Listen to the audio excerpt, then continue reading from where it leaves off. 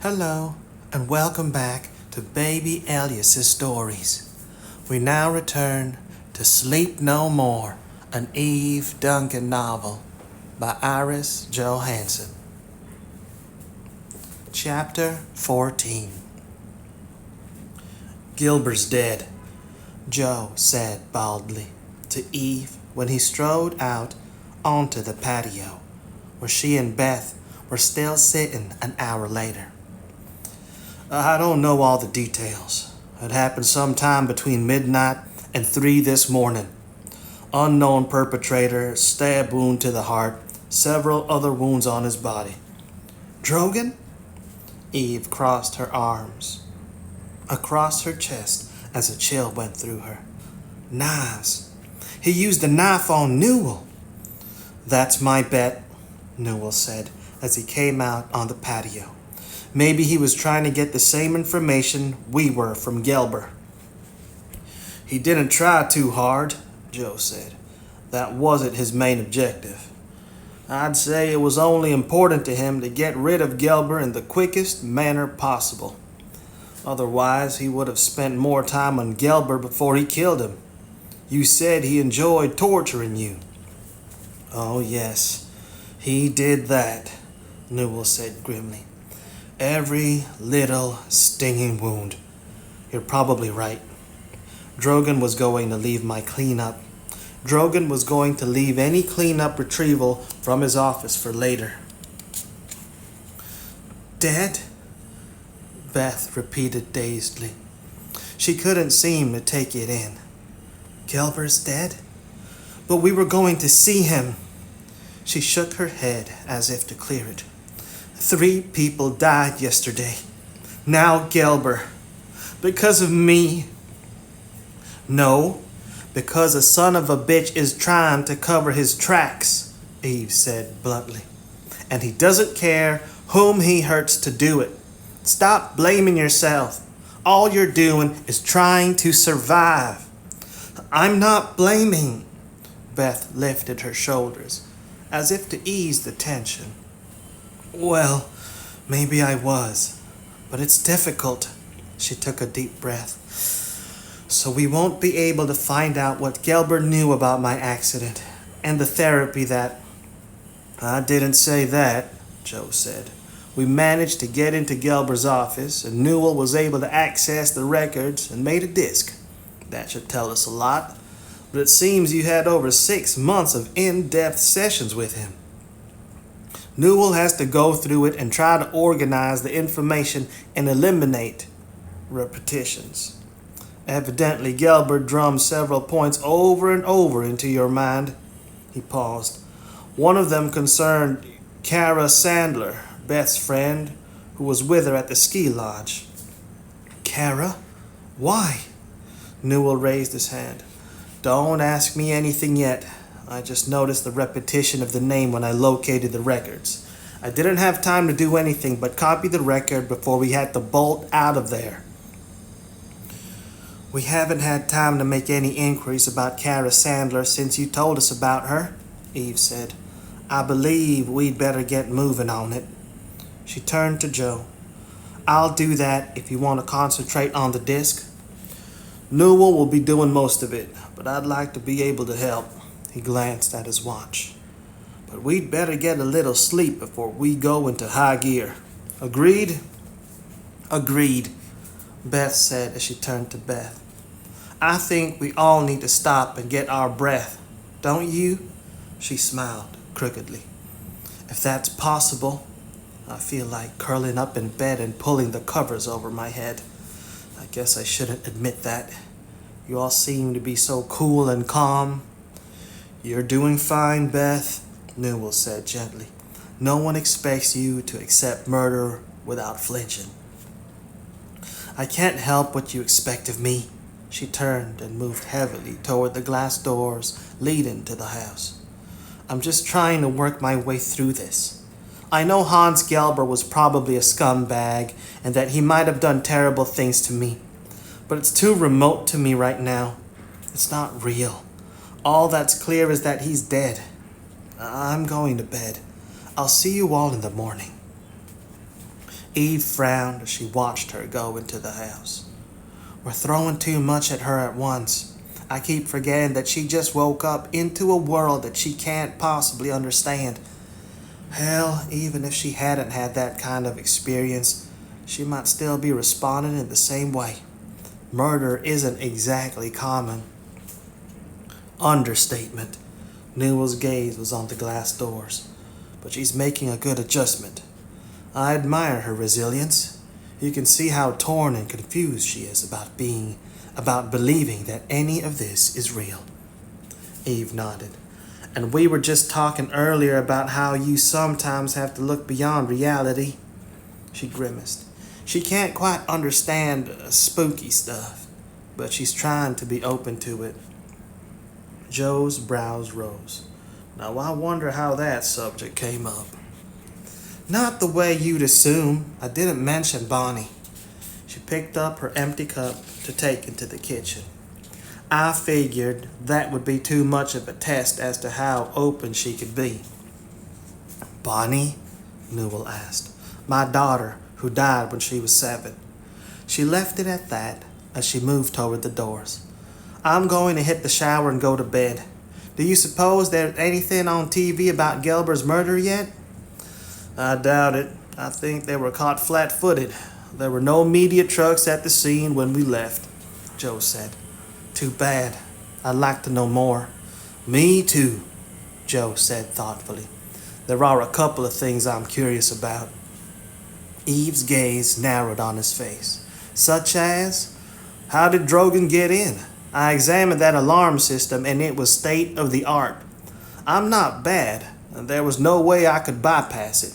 He's either a positive Houdini with locks and alarms or there's something funny. What do you mean? How else could he get in the house? Joe shrugged. Maybe bribery to get the code from the alarm company? It's a possibility, but it would require either time or extensive funds to do it. I'm thinking it over. Pierce has money, and he'd hired Drogan before. Yeah, like I said, I'm thinking about it. Anything else bothering you? I overheard talk from 2 of the forensic guys about a note. What? She frowned. A suicide note? With all those stab wounds? That doesn't make sense. No, it doesn't. That's why I want to see if the media was able to get a statement from the police about the note. Don't stay up all night waiting for the media to catch up. It's almost 4, and you didn't get much sleep last night. He nodded. I'll only check one time before I turn in. You go on. She hesitated, her gaze on his face. His tea-colored eyes were glittering, and there was the tension she knew well. He was wired. Even if he came to bed right now, he'd lie there, his brain moving at hyperspeed, going over possibilities. Okay. She slid the glass doors open. Let me know if you hear anything interesting. I will. He dropped down in the chair Eve had just vacated. There should be news on the hour, and that's in 20 minutes. And 5 minutes later I expect to see you, Eve said sternly, or I'll come down and get you. He laughed, but didn't answer her. Eve stopped by Beth's room, knocked, and carefully opened the door. Beth was in bed, but the light was still on. Are you okay? Beth nodded, then smiled shakily. You don't have to be so protective. I told you I was working my way through this. Sometimes it helps to talk it out. I'm here if you need me. I don't need you. Then, as Eve started to close the door, thank you. I'm grateful.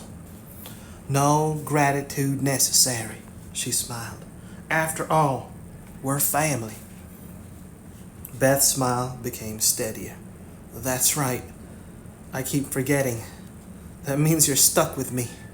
She reached over and turned out the light on the nightstand. Now get out of here and let me see if I can get to sleep in this bed. If I can't, you may find me downstairs sleeping on that couch in the living room. It looked pretty comfortable. She paused. Aren't you the least bit curious about Gelber's disc Billy is trying to make sense of?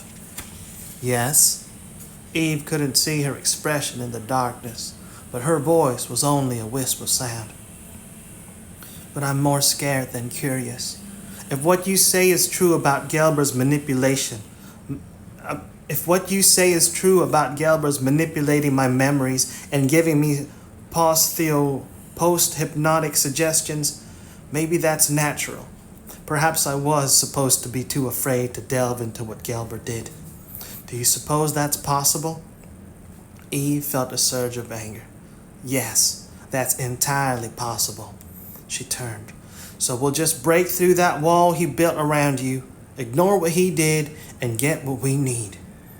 There's nothing to be scared about. What if I did something bad? Bullshit. You were a kid. What could you have done? She started to pull the door shut. Try to sleep. She paused a moment outside the door before she moved next door to her room.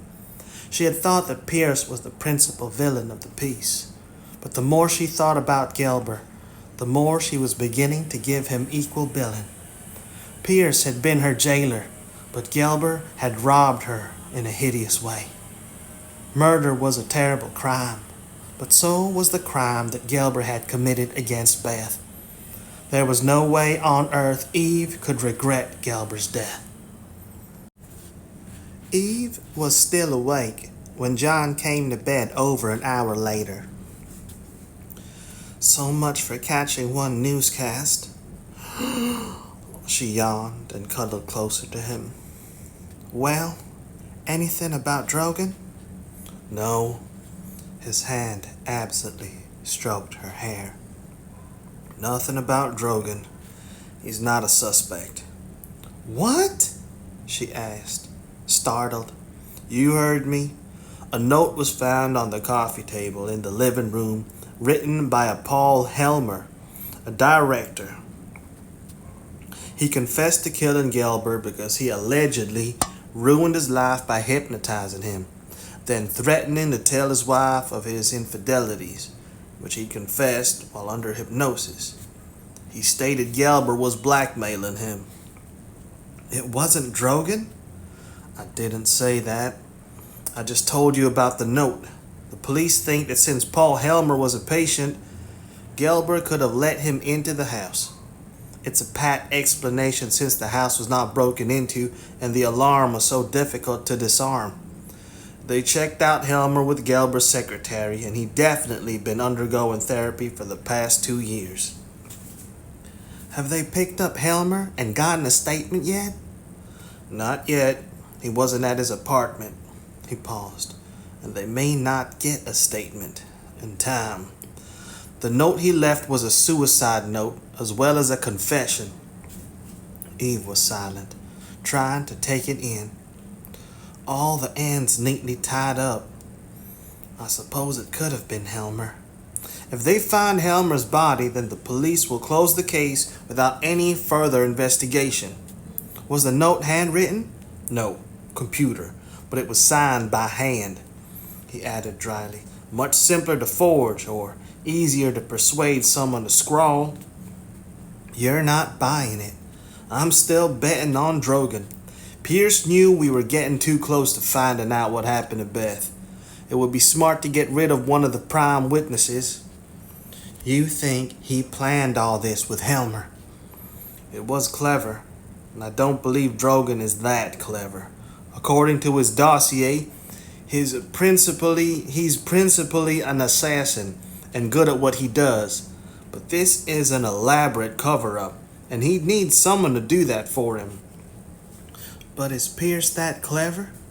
He's capable and desperate. But using Helmer, no one would be looking at any connection to him. The killing is all spelled out for anyone else. All he had to do was wait a few days until the police finished getting the info on Helmer out of his files, then send someone to get Beth's records. He shook his head. I don't know. It's complicated. So what next? We go through the disc we pulled tonight and see if we find evidence that will skewer that son of a bitch Pierce. Can't we go to the police now? We could, but not if you want to protect Beth. You proved that Helmer didn't kill Gelber and Beth was 30 minutes away, and you set her up. She's a mental patient who has a grudge against Gelber and wants revenge for an imagined crime against her. Damn it. Exactly. That mental patient stigma is going to haunt her for the foreseeable future. I hate it. So do I, he said quietly. She doesn't deserve it, but we have to accept the facts and deal with them. The fact is that Pierce put a major stumbling block in our way when he got rid of Gelber. He got rid of Gelber, but we still have the disc. That could clear the path. Then what are we doing lying here when we could be working on that disc?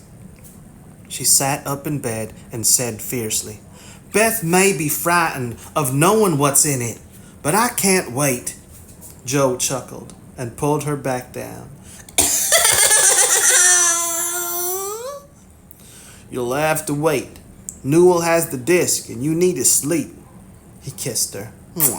Give it a few hours, Eve. He was right, but she was still feeling a sense of sudden urgency. She put her cheek on his shoulder. I just have a feeling that everything is moving too fast, and we need to keep up. We needed Gelber as a witness against Pierce, but now he's dead. Pierce is scared, and he started eliminating everyone who knew what he did to Beth. If we can catch Drogan, he won't have a weapon to use, Joe said. All we need to do is keep an eye out for him and pounce. There's no doubt that he'll stay as close to us as he can get. Beth is the target, and I'm the lagniappe. Lagniappe? She repeated. That's the French word for a little something extra. And Drogan was born and raised in Cajun country, so he knows Cajun French. He's into voodoo. I've been thinking of that and wondering how we can use it. Eve shook her head and settled closer to him. Joe was thinking, planning, reaching out. She brushed her lips against the warm flesh of his shoulder. You'd better not be the lagniappe. I won't have it. He didn't answer, and she felt a ripple of disquiet. Voodoo. A snake skeleton wound around the throat of a woman buried alive. Her arms tightened protectively around him. 6:05 a.m. Twin Branch Arms Motel. I don't like this place. Stella wrinkled her nose as Pierce unlocked the door of room 7. It's cheap and looks like one of the places I took my Johns when I was doing tricks. You're still doing tricks, Pierce said. Only you're doing them when I tell you to do them. He threw open the door. Now go change into that gold robe. Gelber should be here in about 45 minutes. I'm not sure that I want to screw him if he's going to make me come to places like this. She opened her overnight bag and pulled out the gold robe. I have to teach him to treat me as I deserve to be treated. I assure you that you wouldn't like that at all. He moved toward the TV across the room. Be happy that I'm not going to. Don't turn on the TV. She had stopped and was stripping and slipping on the gold robe. I want music. Turn on Queen on the iPod. That's what you said in the car coming here. He turned to look at her. Don't turn on the radio. Play the iPod. And what's this obsession with Queen? I like that song. We Will Rock You. She fluffed her hair and took her discarded clothes back to the overnight bag on the bed. I think it suits me. I can see myself rocking the whole damn world. I'm sure you can, he said dryly. Just concentrate on rocking Gelber. In the end, that's all you're good for. You should be grateful I'm setting you up with a man who will be weak enough to let you control him. You'd be nothing if I hadn't taken you in hand and taught you. you'd still be a promiscuous, two-bit whore, putting out for any guy who would buy you a drink or a joint. The idea of your having any lasting effect on anyone is laughable. He switched on the TV. You can't have your iPod right now. I want to watch TV.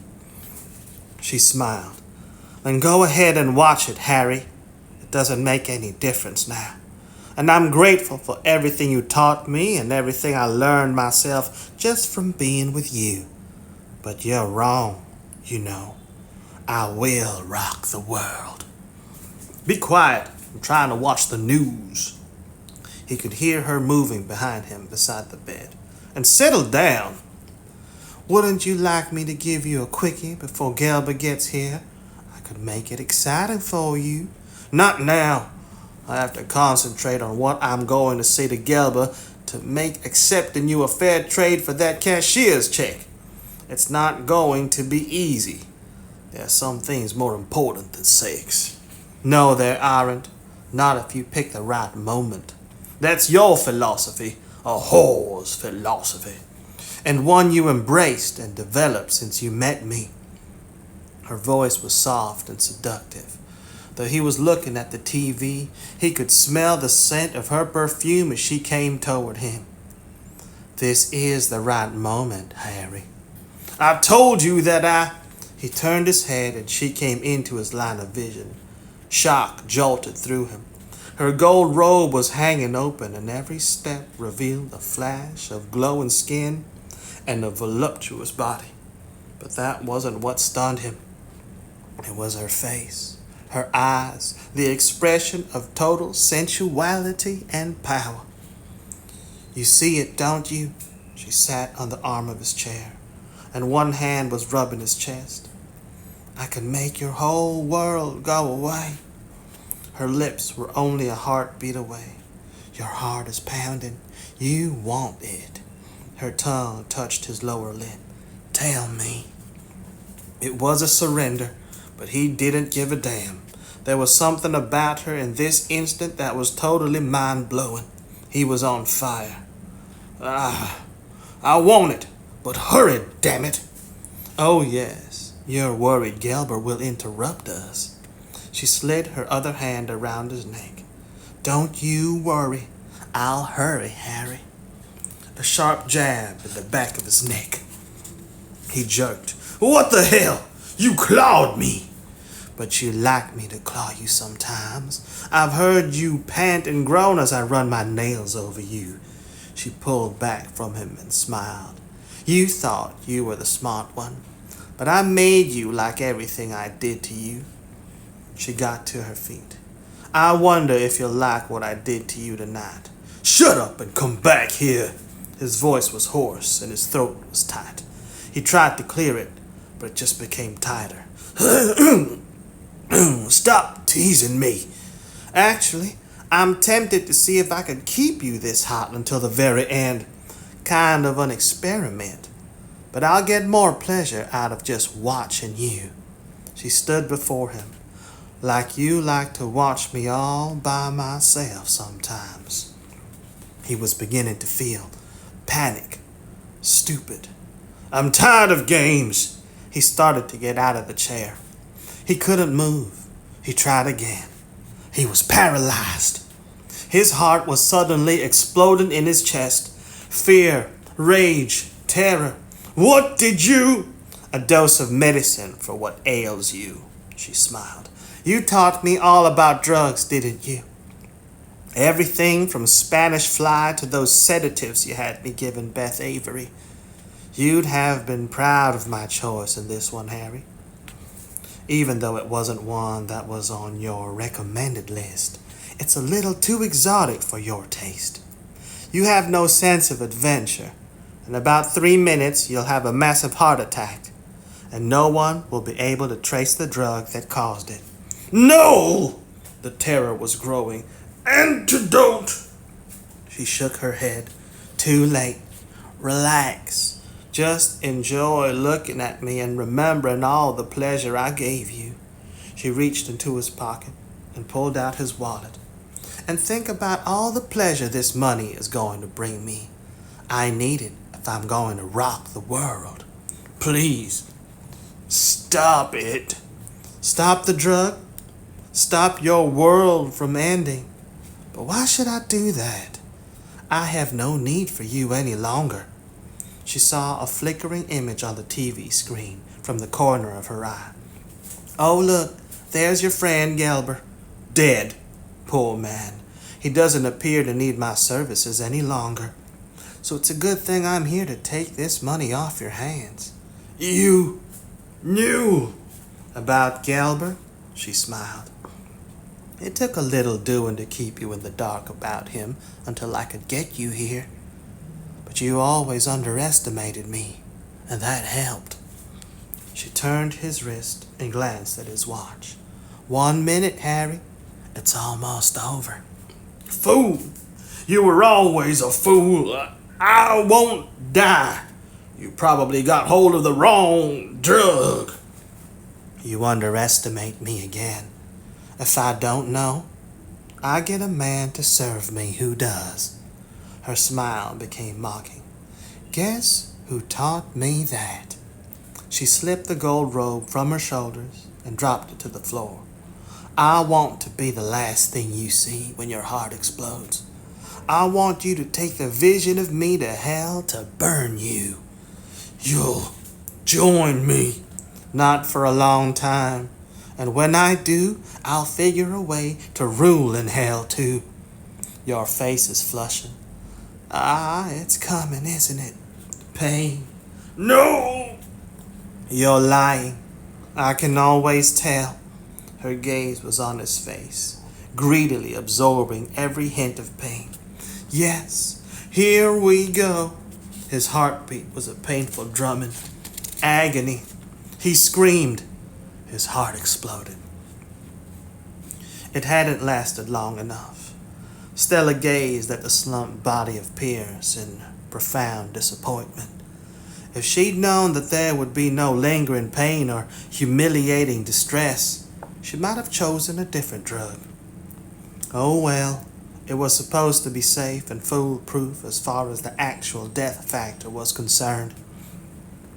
She turned away and picked up the gold robe and slipped it on again before she went toward the bed. She picked up her cell and dialed the number she'd programmed into the phone. It's done. I'm ready for you. She hung up the phone. She dropped down on the bed and settled back against the headboard. She might as well be comfortable, though she doubted she'd have long to wait. She turned up the volume to watch the commentary from the TV hosts on the news story about Hans Gelber, while she listened for the knock on the door. Her cell phone was ringing. Eve realized drowsily. She'd better get it before it woke Joe. But Joe was no longer beside her in bed. She sat up straight as the knowledge came home to her. She stopped panicking. It was after 8 in the morning. He'd probably just gone to the bathroom or downstairs to get breakfast. Or maybe it was him on the phone. She grabbed the cell from the nightstand and punched the button. Hello? Kendra Michaels. It took you a while to answer. Did I wake you? Yes? She rubbed her eyes. But it was time. I didn't mean to sleep this long.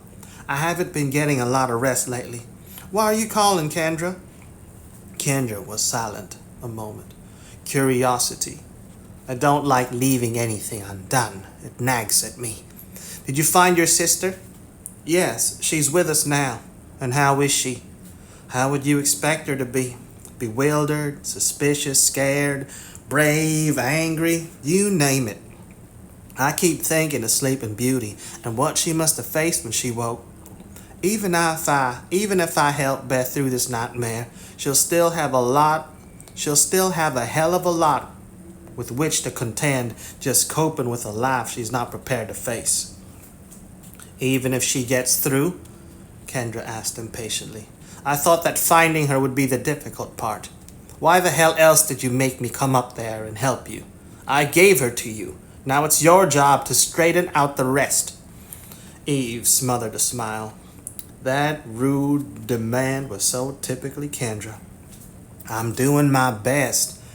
There have been a few obstacles in the path. She quickly filled Kendra in on everything that had taken place since she had left, and ended with, but as Beth says, we'll work our way through it. And it doesn't sound as if you're doing very well. After putting their scant progress into words, Eve could only agree with her. Every time they took a step forward, they were stopped in their tracks. We have Gelber's disc. That may lead us somewhere. She changed the subject. How is Justin? Good. Breakthrough. I'm working with his parents on the follow-up. Fantastic. Yes, it is, she added. Yes, I am. Eve chuckled. No doubt about it. And since I'm so fantastic, it would be very clever of you to try to persuade me to come and help wrap this up for you. Eve's smile faded. Clever isn't right. 4 murders in the past couple days? You never bargained for that when you agreed to help us. Beth was just a missing person who turned out to be a victim of attempted homicide. I'm having problems turning my back on her. You shouldn't. Beth's my problem. Concentrate on Justin, Kendra. I am. He doesn't need me right now. You'd be a good fill-in. Eve couldn't help but laugh. You're impossible. I have that reputation. After a moment, she added, I don't like it that Drogan got so close to you. One bad break, and you might have been one of those victims. I don't need you to guard me. I'm not alone, Kendra. Shit happens. Not with Joe around. If you told Joe I'd offered to come, he wouldn't turn me away. He wouldn't worry about how right or moral it was to throw me into the mix if it would deflect attention from you. He'd worry.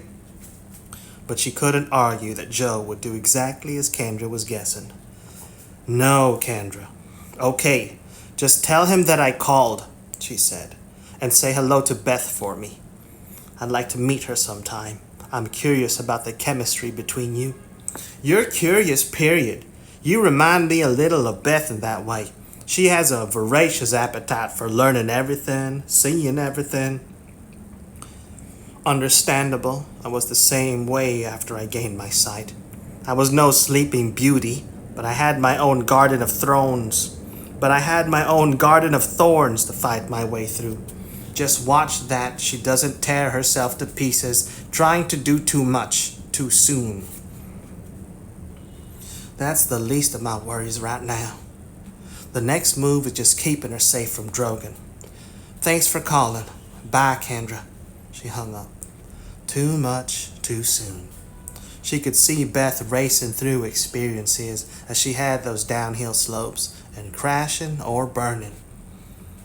But as she had said, preventing that was low on her priorities at the moment. Forget it. Kendra's call had made her even more uneasy, and she had to put it behind her. She swung her feet to the floor as she called Joe's cell number. Where are you? Newell's room, working on the disc. I thought I'd let you sleep. I just woke up. She paused. Kendra called and woke me. She didn't like the idea that Drogan was so close. She offered to come if we needed her. I told her we didn't need her. Joe didn't answer. We can't put her in the line of fire, Joe. Do you hear me arguing? No. But Kendra's prediction about his response had become uncannily accurate. She changed the subject. Anything more on the news about Gelber's murder? Yes. Helmer was found dead in his car on Mulholland Drive with his wrist cut. Eve inhaled sharply. Another death. A dagger was found on the seat beside him, and you can bet it will be the one used on Gelber. So the police are going to close the case? Not yet, but it's heading that way. Everything has been handed to them on a silver platter. Clever. So clever. She didn't want to dwell right now on the timing and efficiency involved in Gelber's murder. Has Newell managed to do anything with Gelber's disc? It's gradually coming together, at least some of the pieces. She jumped to her feet. At last, something positive in this dark scenario. I'll shower and be right there. It was about time, Stella thought with annoyance as she heard the knock on the door. She had been there for hours with nothing to do but look at Pierce and stare at that dumb TV set. She jumped to her feet and moved toward the door. I called you over 3 hours ago. I don't like being kept waiting. She threw open the door. I did your dirty work for you, didn't I? I deserve a little consideration. Be quiet. Nelda Avery came into the room and slammed the door. You deserve what I choose to give you. And what are you doing opening that door to anyone who knocks, dressed in that slut's outfit? Didn't it occur to you that you'd attract attention and be remembered? That's not supposed to matter. You promised to get rid of the body. Did you take care of the check-in records? No. Do you think I'd handle that myself? It will disappear from the computer banks by noon, and the credit card check-in will be gone as soon as opportunity presents itself. Drogan arranged to have one of his co-hosts pretend to be a motel cleaner and remove Pierce in one of the laundry baskets. It sounds risky. It's efficient. I don't take chances. Don't you? Then why contact me to get rid of Pierce? Why not Drogan? Drogan has his hands full right now. I've been keeping him very busy. I couldn't wait. Everything I've worked for is beginning to fall apart. Pierce was bungling the entire situation. I had to make sure that no one was left to talk. Her lips twisted. According to my reports on you, I thought you might be willing and able to take care of Pierce. She moved across the room to stand before Harry Pierce. He looks distressed. What did you expect? Stella raised her brows. That's what happens when you die like he did. Did you expect him to be happy? I wasn't complaining, merely commenting. Pierce gave me a good many headaches over the years, and a positive migraine lately. She glanced coldly at Stella. And I don't give a damn if it was a painful death. I just had to make sure you'd done what I told you to do. Every report I had on you indicated that you were something of a wild card. I'm pleasantly surprised. It appears that you're more intelligent than anyone gave you credit. It was probably a man who gave you your report, Stella said. You should fire him. Men always think with their dicks and can't see beyond tits and asses. She smiled. But you know that, don't you, Nelda? You've used men all your life. We're a lot alike. I didn't give you permission to call me Nelda. Her tone was icy, and we're nothing alike. All you have to do is look in the mirror to realize how wrong you are. Of course, I'm young and you're old. She gazed at her critically. Though you look pretty good, considering. You must have had work done. It doesn't surprise me. You know that sex is a weapon. That just shows you how different we are, Nelda said with contempt. You start off with sex, but you learn other ways of control. Maybe when you lose the edge, sex is easier. Nelda looked away from her. Did you establish an alibi? Of course. There's a young male nurse I've been sleeping with for the past 2 weeks. He'll do anything I ask him to do. Until you drop him. Stella shook her head. That would be dangerous. I figured I'd let you take care of him when I'm ready to get rid of him. I know you'll be willing to tie up that little loose end for me. You wouldn't want to risk me becoming a suspect. No one is going to suspect you. Not if you did everything I told you to do. But you have to make sure that it's going to continue like that, Stella said softly, because you're such a careful woman, and the stakes are so high, aren't they? They're high for you, too. Nelda took an envelope from her purse and threw it on the bed. There's the proof of the electronic transfer I arranged into your bank in Grand Cayman. Plus your airline tickets to Fiji. You have the very generous fee I gave you to rid me of Pierce, together with those 2 cashier's checks you stole from him. That means you have close to $2 million to stash in an offshore bank. She paused. Theft and you've just killed a man. Stella's gaze narrowed on Nelda's face. You think that's a hold on me that will keep me quiet? It might, and it might not. I'm very smart, and there are ways to get around most crimes. You found that out, didn't you, Nelda? She stiffened. I thought Pierce was too shrewd to talk to a bimbo like you. Are you telling me that I was wrong? Oh, he didn't talk to me. He was too busy screwing me. But that doesn't mean I couldn't find out what I want to know, Stella said. I like secrets, but only when they're mine. Beth Avery was the big secret that caused Pierce to jump through hoops. Of course, I had to find out what was so valuable that you'd give Pierce such a huge payoff all these years. Wouldn't you? Nelda didn't answer for a moment. Yes. Stella threw back her head and laughed. Gotcha. I knew we were alike when I watched you pulling Pierce's strings. She dropped down on the bed and drew her legs beneath her. I can tell you how much I enjoyed him, shaking in his shoes at the prospect of just talking to you. He liked to play domination games with me, pretending I was you. Nelda's lips tightened. Oh, did he?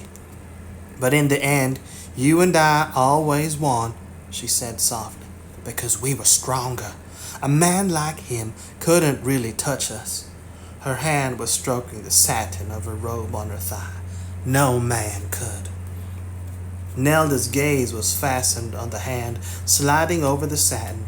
She jerked it away with an effort. I told you to get dressed. I'm bored with chatting with you.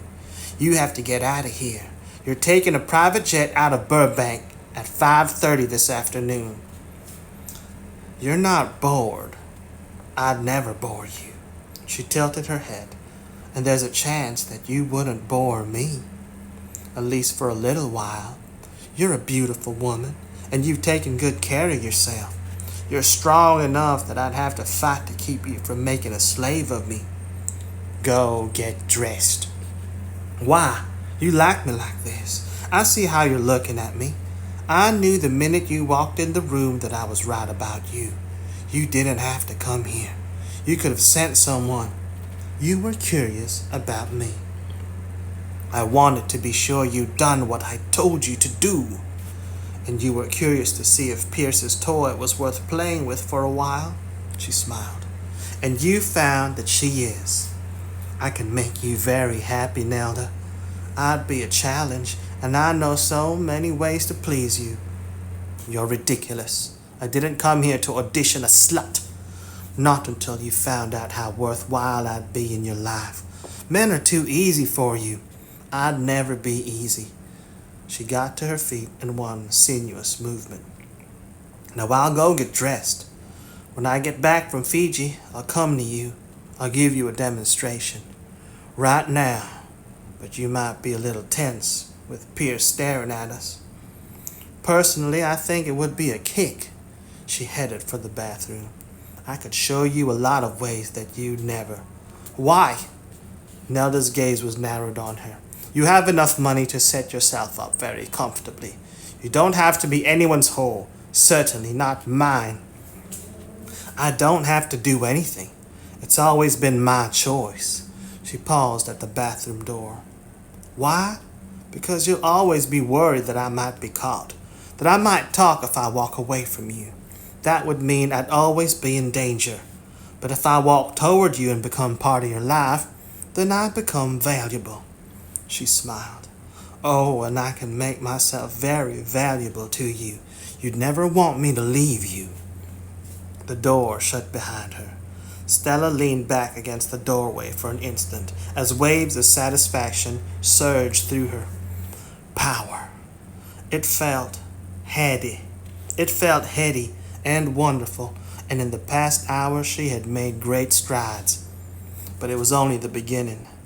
Nelda Avery would throw open new and dazzling doors. She slipped out of the gold robe and began to dress, humming softly beneath her breath. We will rock you.